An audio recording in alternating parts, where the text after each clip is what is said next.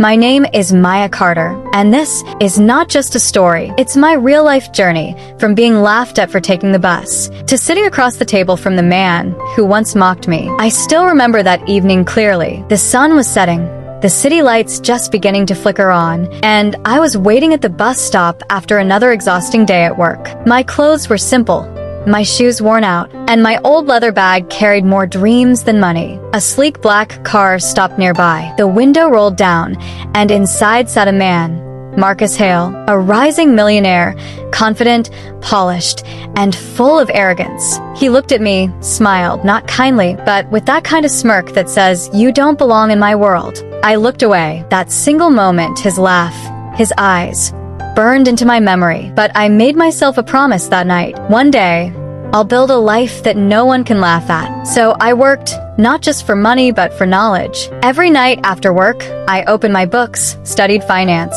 and learned everything about investing, markets, and business. While others went to parties, I watched lectures. While my colleagues upgraded their cars, I upgraded my mind. And slowly, things began to change. I started investing small at first, then smarter. Mistakes became lessons. Lessons became strategies. And strategies turned into success. Years passed, and while I still rode the bus, my financial portfolio had quietly grown. I partnered with brilliant minds, people who believed in innovation and ethics. Together, we built a fund that supported small startups, the kind of businesses the big players ignored. And then one day, life came full circle. Marcus, the same man who had once laughed at me, was facing financial disaster. His company, once powerful, was falling apart. Reckless deals, poor decisions, and arrogance had finally caught up to him. And guess who got invited to the rescue meeting? Me. When I walked into that boardroom, the air shifted. The same eyes that once dismissed me now looked uncertain. Marcus sat at the head of the table,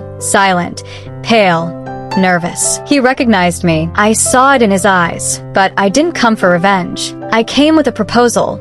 Firm, fair, and professional. Our company could save his. But the deal required transparency and shared control. He hesitated, his pride fighting his reality. But in the end, he signed. He had no choice. That day, I didn't need to say a word about the past, because success speaks louder than revenge ever could. When the meeting ended, he stood up, looked at me, and said quietly, "I should have never judged you." I smiled and replied, "You didn't judge me, Marcus. You judged yourself through me." And that was it. The woman he once laughed at had become the one who saved him. Today, I still ride the bus sometimes, not because I have to, but because I want to remember where I came from. The bus stop that once felt like shame now feels like power, because I learned something life-changing along the way. Never measure someone by what they have today, because tomorrow, their story might redefine yours. Arrogance can build walls, but humility builds bridges. Respect everyone, because success doesn't come from what you own. It comes from what you learn,